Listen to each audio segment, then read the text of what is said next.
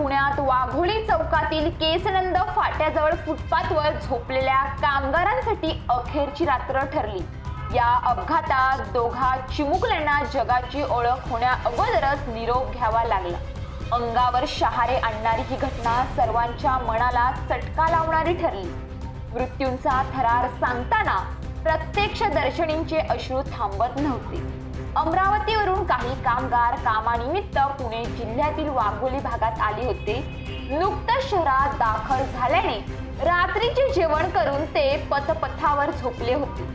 चिमुकल्यांना जवळ घेऊन त्यांची आई देखील झोपी गेली होती, मात्र तिथेच त्यांचा घात झाला।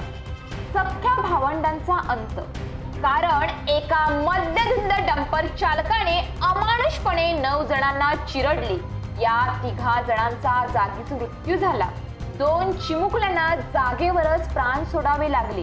ते दोघेही सख्खे बहीण भाऊ होते।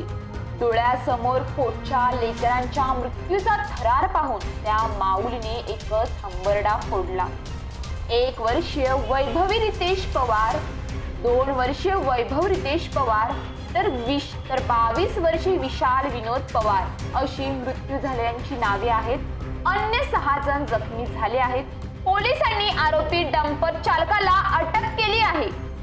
फुटपाथवर एकूण 12 जण झोपले होते, तर बाकीचे फुटपाथच्या बाजूला झोपडीत झोपले होते। भरधाव डंपर सरळ फुटपाथवर चढून झोपलेल्या व्यक्तींच्या अंगावर गेला। यामध्ये 3घांचा जागीच मृत्यू झाला।